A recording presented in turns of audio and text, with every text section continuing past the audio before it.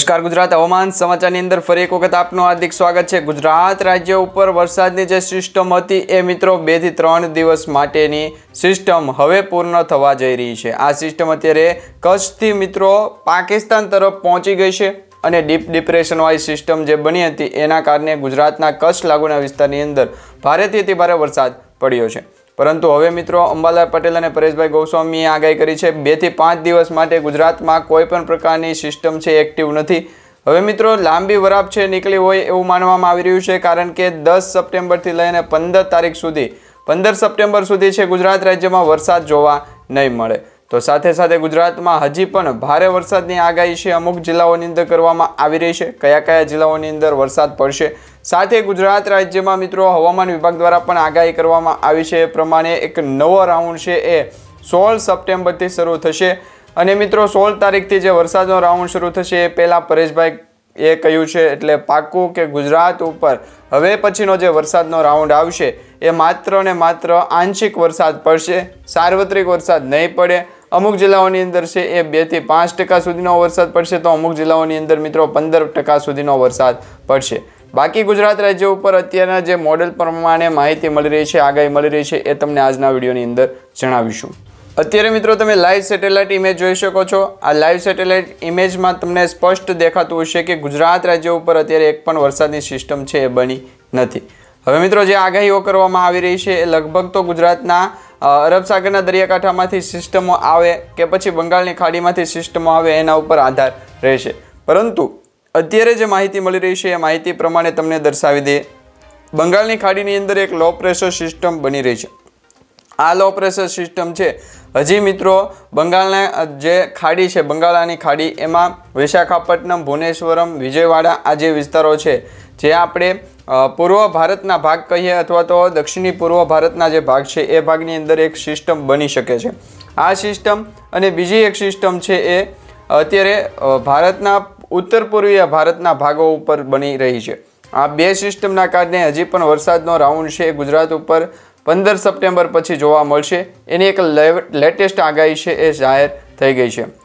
અત્યારે તમે જોઈ શકો છો અમુક સ્થળો ઉપર છૂટોછવાયો વરસાદ હશે, પરંતુ ગુજરાત ઉપર ડીપ ડિપ્રેશન વાળી સિસ્ટમ જે કચ્છ લાગુના વિસ્તારોની અંદર પહોંચી હતી એ હવે કરાચીમાં પહોંચી ગઈ છે, કરાચી અને પાકિસ્તાન લાગુના વિસ્તારોની અંદર।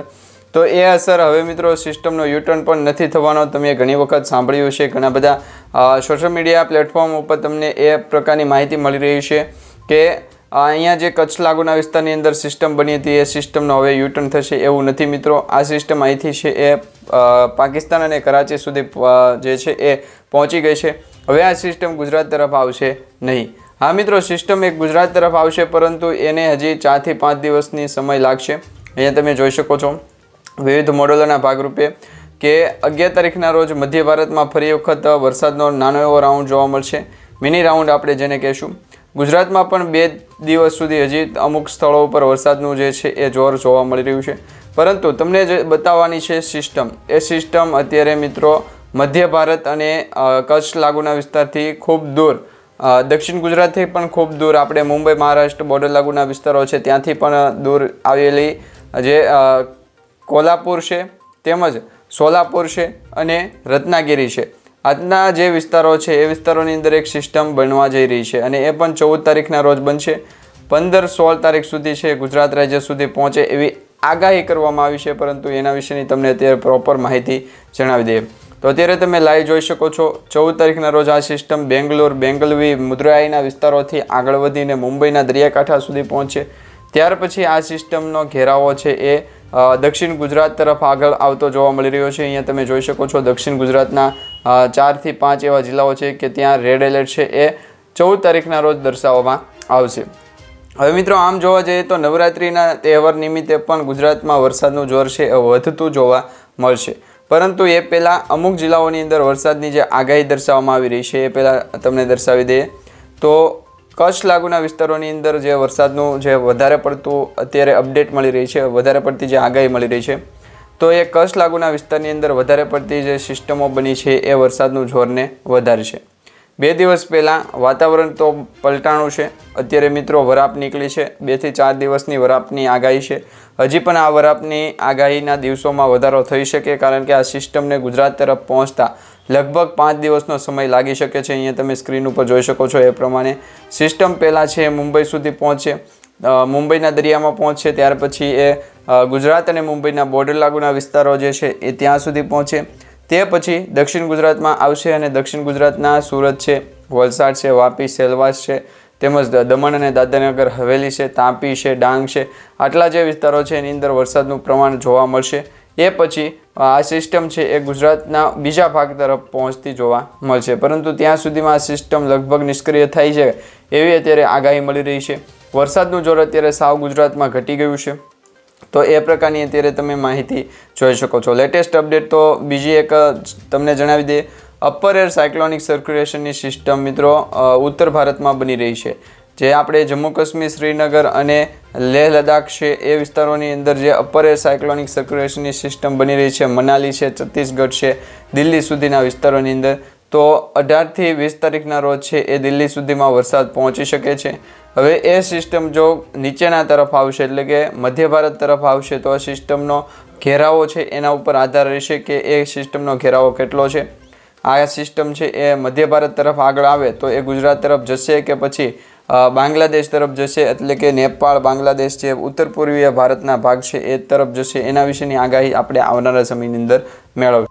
અત્યારે થંડરસ્ટોર્મ એક્ટિવિટીની જે આગાહી છે, છૂટાછવાયા સ્થળો ઉપર હળવાથી મધ્યમ ગાજવીજ સાથેનો વરસાદ હજી એકાદ દી જોવા મળી શકે, કારણ કે સિસ્ટમ હજી ગુજરાતથી દૂર ગઈ છે।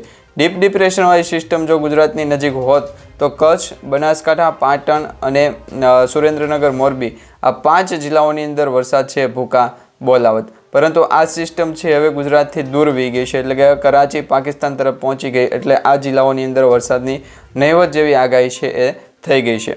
દેવભૂમિ, દ્વારકા, જામનગર, પોરબંદર અને જૂનાગઢ આ જે સૌરાષ્ટ્ર પશ્ચિમી ભાગના વિસ્તારો છે એ સૌરાષ્ટ્ર પશ્ચિમી ભાગના વિસ્તારોની અંદર વરસાદનું અમુક પ્રકારનું જોર છે એ જોવા મળી શકે। વાતાવરણની અંદર પણ અપડેટ છે એ મળી શકે, ગુજરાત ઉપર પણ સિસ્ટમનો ઘેરાવો છે એ મજબૂત બનતો જોવા મળી શકે, તો આ પ્રકારની આગાહી છે થઈ છે। હવે મિત્રો મોરબી અને સુરેન્દ્રનગર આટલા વિસ્તારોની અંદર વરસાદ લગભગ ન જોવા મળી શકે। અમદાવાદ, ખેડા, આણંદ, વડોદરા, પંચમહાલ અને છોટાઉદેપુરમાં પણ વરસાદ છે એ જોવા નહીં મળે, એટલે હવે ખેડૂતો માટે ખુશીના સમાચાર છે, પરંતુ 15 તારીખ પછી વરસાદની શરૂઆત લગભગ થઈ શકે છે, કારણ કે 15 સપ્ટેમ્બર અને 20 સપ્ટેમ્બર વચ્ચેનો જે સમયગાળો છે એમાં નક્ષત્ર બદલશે, હાથીઓ નક્ષત્ર આવશે, એના વિશેની પણ તમને માહિતી જણાવી। હાલ મિત્રો અત્યારે જે માહિતી મળી રહી છે એમાં પરેશભાઈ કહ્યું એટલે પાકું છે, વરસાદના નવા રાઉન્ડને લઈને નવી આગાહી જાહેર થઈ છે। હાલની સિસ્ટમ નબળી પડતા નવી આગાહી છે પરેશભાઈ ગોસ્વામીએ કરી દીધી છે।